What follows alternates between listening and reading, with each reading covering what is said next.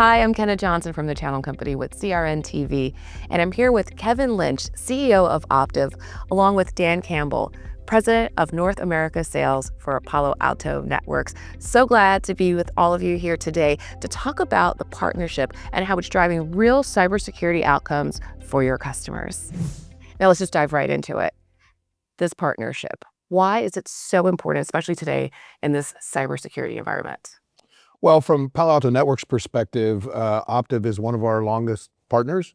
You look at the history of Optiv going back to 2015, so yeah, 11 years ago. And then before that, the two companies that became Optiv, Fishnet was a very large Palo Alto Networks company. Palo Alto Networks was 20 years old. And so Fishnet was a company that believed in Palo Alto Networks, did a great job with us. Optiv has continued that. Cyber-only focus, super good relevancy for Palo Alto Networks as a partner, and they've always done a great job. Now, for me, I'll build on Dan's comments. I agree everything you said. To me, this is about what's old and what's new, right? I mean, that long-standing relationship, the history we have together, the productivity we've had together is terrific. So when we look back in history, it's terrific. Building on that's what's important, right? The world's not static. It hasn't stayed the same. A lot of things have changed. And so we've had to rebuild this partnership, not out of necessity, but out of opportunity. And, Dan brought a new voice and a new energy to it. So did I.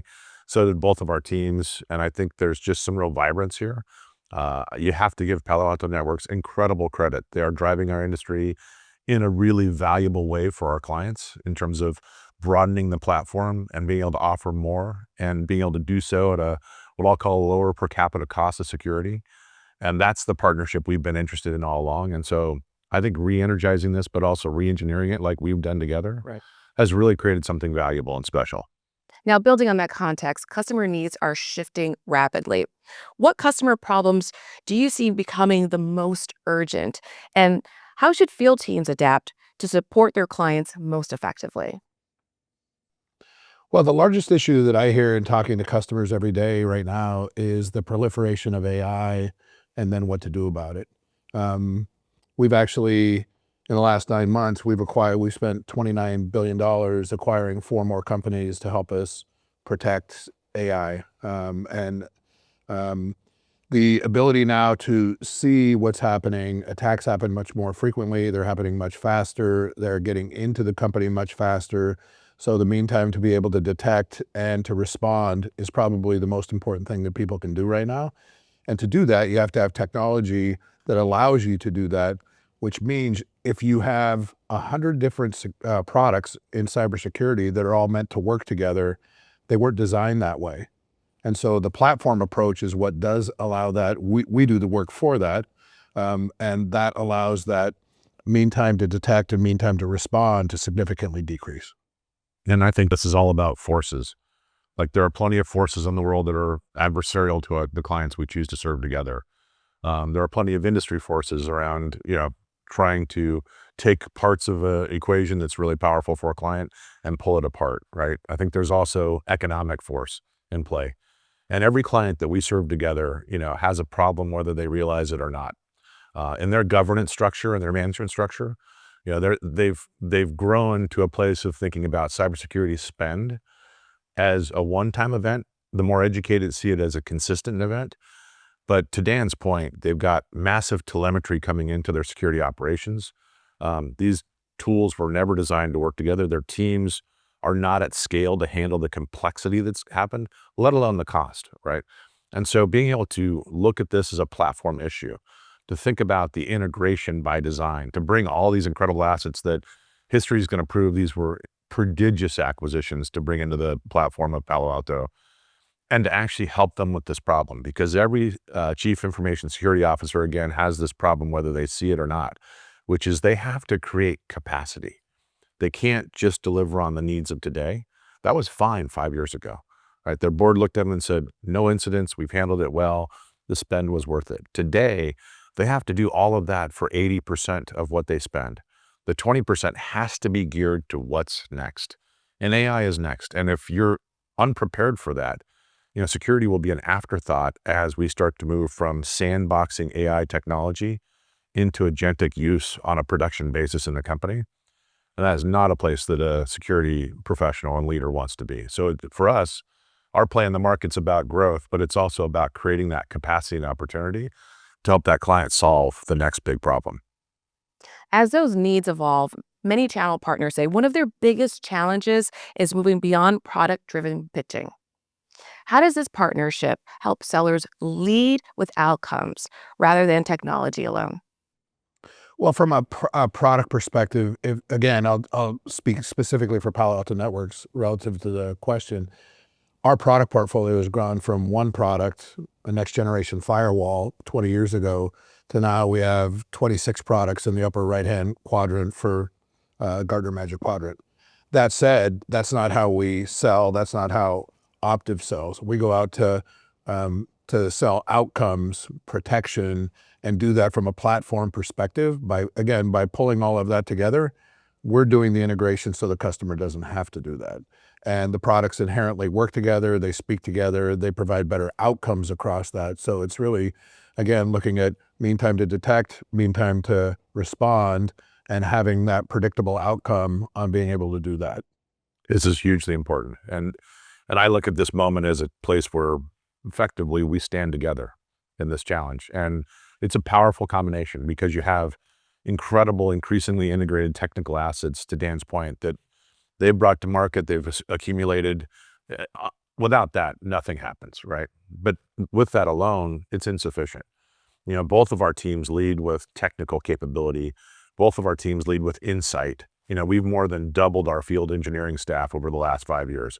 It's important for us to be able to engage with a client and really think about their use case, their architecture, their environment, and how do we deliver value. And we've fundamentally changed the conversation from inputs to outcomes. That's the only way you're going to be successful today, is being able to meet that CISO and their staff and the CIO and all the way up to the board and talk about delivered value, which comes in the form of resilience.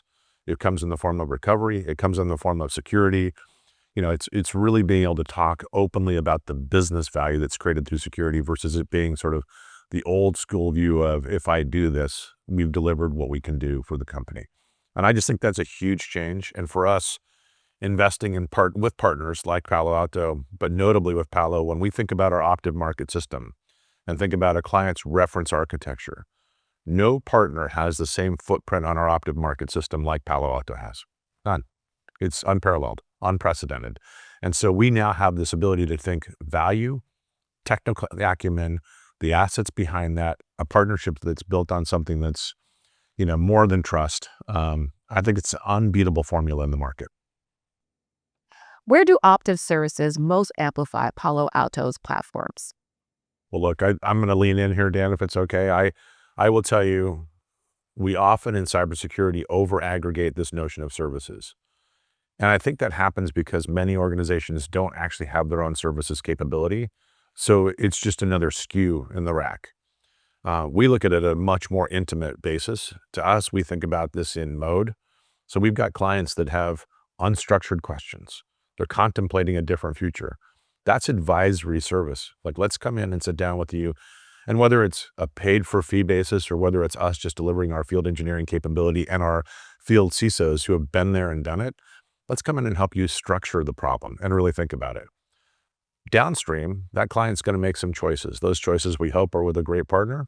And then it's a question of, well, how do we take all of this capability and integrate it so we're not in the security operations center overwhelmed by telemetry, and we've created yet another problem by solving one problem. So that's technical services at its core. And then look, a lot of our clients sit and say, wow, this is incredible capability. I mean, unbelievable capability. It's no longer my core competency, right? I've got other places to spend my capital and my time and my preference. Can you just take over my security operations center, whether it's co-managing or independently managing on their behalf? And that's managed service for us. And we think about that entire array of capability. We'll meet that client where they are. We don't have a prescribed way of going through it. We'll start where they want us to start, and we'll finish with great value being delivered. And if you think about, again, I'll go our lifetime together, going back 10 years ago. 10 years ago, there were 7 companies in cybersecurity that were greater than $1 billion in annual revenue. Right now, that's 14, so it's doubled. there were probably, call it 200 cybersecurity companies in total 10 years ago. Now there's 4,000. So now if you're an end user, they have a plethora of technology that they have deployed, but now moving to a platformization type of a strategy, it requires advisory services from someone like Optiv to come in and explain to them, how do I get from here to there? And then it's the migration of how do I get from here to there, which has to happen. And then on top of that, because there's such a requirement for managed services in the industry because of the lack of actual technical prowess that's available, Optiv can come in and do the whole thing from a managed perspective. So they can plan, build, and run a platformized strategy for that customer, which is second to none. Now, this is all happening against an increasingly complex threat landscape. What changes in the threat landscape make closer technology services alignment non-negotiable over the next few years? Well, the interesting, the du jour topic right now is agentic AI. And we announced another acquisition last week of a company called Koi relative to agentic endpoint AI. If you think about how fast AI is moving, ChatGPT is 3 years old. Nobody used it 3 years ago. Light speed. Right. I've used it 15 times this morning. So when you think about how fast this is moving right now, think about now being on, if you're a CISO or you're a CEO or you're a board and you're trying to make sure that your company is protected from outside threats, that's the number one thing that you're asking your CISO to be able to protect against. And so that is the technology and the movement that's happening right now. And it's happening at such speed that people require that consultative advanced services from a company like Optiv to be able to come in and really have an industry view of what's happening, but that hone that down to an outcome-based solution on how to help them go solve that problem. I've got just two thoughts to add, because I agree with everything Dan said, and I just double it down. And I think you used ChatGPT maybe twice as much as I did this morning, but still we're all using it. The first is, we think of AI as brand new. It's not. AI has been with us since the 1960s in some form or fashion. Almost every security tool of note has had AI in its capability set for the better part of 10 years. The question is, has it been utilized? Most clients, while they think about machine speed, have been reticent to give the controls to the device and have still kept the person in the loop, right? So that's thought one, which is that shift is happening today. The second thing is, most client organizations we serve on a maturity scale have come a long way in terms of understanding the individual and the individual's role in their infrastructure and the delegations of authority, the degrees of access, i.e. their identity, right? This is what makes Palo Alto's acquisition of CyberArk just, I think, a world-class combination. At that intersection of understanding the individual, let's say everyone's average, not best in class, not worse, average. Now throw into the world agents in an agentic situation. You have effectively put steroids into this circumstance. You've accelerated it. You've created way more complexity. You're going to release agents with the spirit of sort of reducing your operating cost, increasing sort of your accuracy, and driving your enterprise at a greater speed, because speed creates value today. But you've massively opened up the risk to your organization from a security basis, unless you can actually treat those agents as identities like you would a human, right? It is the single greatest challenge facing our security clients today, without question. Identity is the new perimeter. There's no question about it. Now, at the same time, many of your customers are facing budget issues. How should sellers and service leaders position this partnership to help clients navigate that tension? It really dictates, going back to that, the platformization approach. If you're trying to solve every single individual problem with an individual point product, that creates product sprawl, it creates people sprawl. You have to make it all integrate and work together. The only way you can do that is a platformization approach. It's the only way that will work. So that gives you the outcomes that you need in a much more complex world, and it gives that to you in a much more affordable way of being able to manage the entire solution. I think that This isn't a new problem. We want to talk about it like it's a new problem. It's not a new problem. This has been with us for a long time. And Dan's point's correct, which is historically the proffered solution was, let us help you reduce the tool number. Let us help you think about integrating telemetry, and we'll work to simplify your environment. The reality is most clients didn't really make progress on that. It's hard to do. It takes a lot of time. It takes a lot of resources. It creates a demand for technical talent that's already scarce, right? This platformization play, actually bringing together tools and capabilities integrated and delivered, opens the door for the different conversation, which is, we think we can reduce your complexity. With complexity coming down, we can reduce your cost. With your cost coming down and you growing, I strongly believe the measure of choice as we work into the next 2 to 3 to 4 years is cost per capita of security. If we can deliver a lower cost per capita of security, we've given you a competitive advantage. That is the way that I think most of our clients will be looking at this. Now, with Palo Alto Networks finalizing the CyberArk acquisition, how does Optiv and Palo Alto and CyberArk together deliver more value for your clients? Well, we're really lucky. First of all, CyberArk is great technology, another 20-year company coming off a record year of growth for themselves. Now putting that into Palo Alto Networks, as we look at it, the overlap, we have a certain set of customers where we're overlapped and a set where we're not. So from a leverage perspective for both companies, that's great.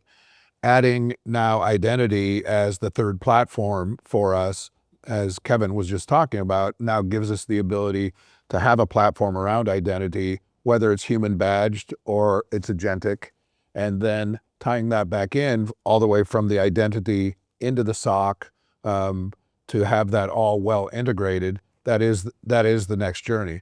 Now, the beauty of it from an Optiv perspective is that Optiv is already one of CyberArk's top partners. So from an Optiv, Palo Alto Networks, put that all together, it's all goodness for us. Yeah, I'd agree wholeheartedly. I mean, you sort of feel like you're in the catbird seat here a little bit, right? But from my lens, we get to look at this through the lens of our great partners. And over the years, we've tried to make that a smaller set, really focused on those that are most material to our clients, most material to us, where we can add the greatest value. And of course, always looking at what's net new. So when I look at it through that lens, I've got two partners that have come together that were in our cherished few, right? So incredible for us, right? Incredible. We've had a great hand with both of you now together. Regulatory hurdles are past us. We're into let's go, right? So it couldn't be more exciting. Now, looking ahead, what excites you the most about this partnership, and how does this enable teams to win for the next few years? Well, for me, it's one word, and it's intentionality. What Kevin and I and Kevin's team, my team, have been able to do, in fact, we're doing it here this week, is really come together to be intentional about the partnership, about where and how we're going to partner, about bringing the strength of both companies together. They do a great job. Optiv does a great job of account planning and strategies. Palo Alto Networks does a great job of account planning and strategies. Bringing our teams together to be very intentional about how and where we're going to do that is the key. And we've been leaning in together and working on this for a couple of years, and it's just continuing to get better and better. What's unique about being in the market in our place is there's a culture of every client or every partner that we serve, right? There's a culture there, and it's a valuable one, and we have to value it. We have our culture as well. And then there's this interesting mix of our cultures at the intersection when we go to market together and we trade together. And so I look at this and I think about the history again, great cultural intersections with both firms. And then I do the classic Venn diagram and overlap them and think about the art of the possible. And I see that along with, as Dan said, sort of doubling down that we've done with each other, tactical, strategically, how do we want to shape this relationship and really win together? And we both leaned in really well. It's actually incredible. And I see connectivity at all layers of our team, from the account all the way up to senior leadership. I think the world is our oyster in this. We have an amazing run ahead of us. Thank you so much for sharing about the power of this partnership. Thank you, Kevin, and thank you, Dan, for joining me again. Thanks, Ken. Appreciate you. Our pleasure. Kevin? Thank you. Thank you. Sir. Thank you. To learn more about Optiv and the Palo Alto Networks partnership, visit the website on your screen. For the Channel Company, I'm Kenna Johnson.